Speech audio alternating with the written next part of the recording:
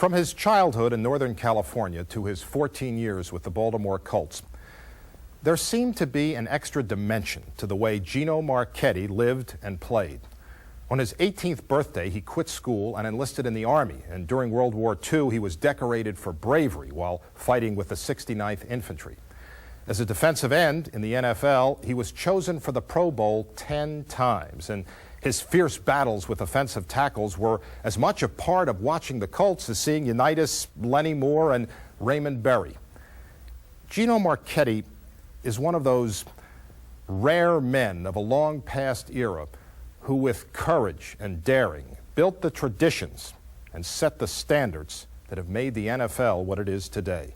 If I could pick a player out of the past and bring him back, I'd pick Gino Marchetti in a hurry, because the way that Gastineau plays, the way that Howie Long plays, Gino did it a long time ago. Gino Marchetti, number 89, created modern defensive end play. He used finesse rather than force, avoiding blockers instead of punishing them. People used to line up and play against Gino when he was a defensive end, and they would end up not getting hit or not getting their uniform dirty. But the quarterback always had a dirty uniform on the other team.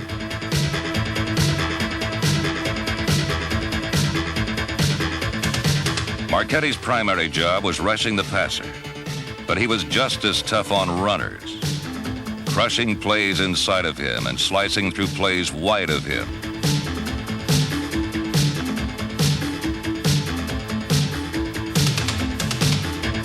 Marchetti played with a brooding intensity, and the flames of his competitive fire were ignited long before kickoff.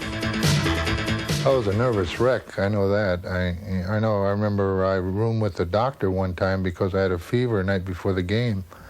And he had said, you know, Gino, I'll give you 5 more years if, you know, I'll make you room in a telephone booth, you know, so you can calm down. If you've ever seen a caged lion at the zoo where they're just pacing back and forth, that's what I remember about Gino. And we opened the cage and let him out.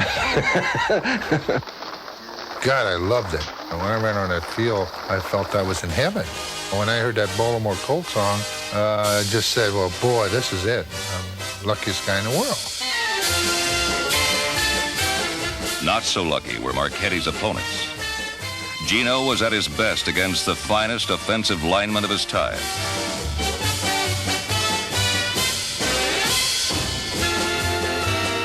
For Baltimore's irresistible force, there was no such thing as an immovable object.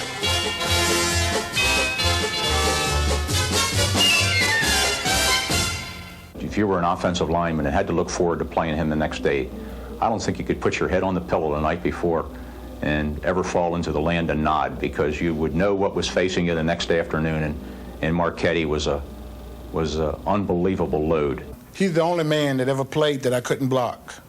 I tried with, I was thinking if the coach ever traded me and I had to play against him, I wanted to know how to block him because I knew that he would be on my side. And I said, now this man I can't block, I don't know what to deal with. He's so quick off the ball.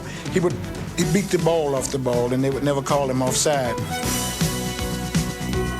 My brother, who played offensive guard for the Colts, gave me the tip. He said, don't ever let Gino get his hands on you, because he had such strong hands. If he's able to get a hold of your jersey, you're gone.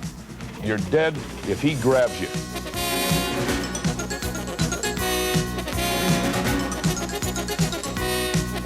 We had a tackle named Frank Uso, and he's blocking on Gino, and he, before the game, had put Vaseline all over his shoulders, so that when Gino would go up and hit his shoulders, he would slide off.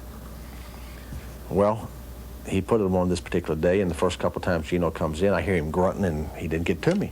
I was surprised. Third time I went back to pass, I hear this, threw the ball down the field, and I hear this awful commotion. And Gino had taken Uso by the jersey and ripped his jersey completely off of him. He said, kid, when you come back in here the next time, don't put any grease on your jersey. In a sport where bravery is a requisite, Captain Marchetti brought a special kind of valor. We were playing Green Bay and Milwaukee, and I think it was just before the half. I made a tackle on Ferguson, and I tore my shoulder out. So they took me into a hospital room in there, emergency room. And as they worked on it, the pain was intense, and to keep him from grinding off his teeth, they took a hard piece of rubber and placed it between his teeth. And as they were forcing this shoulder back in this intense pain that he was having to endure, he said, "Do you think I'll be able to play the second half?" White men call it heart. Black men call it soul. Spaniards call it machismo. Whatever you want to call it, Gino Marchetti had it. It was with him every Sunday for 14 years on the playing fields of the NFL. Give me a bunch of Gino Marchettis. I'll go to war with anybody. You know, Ray Berry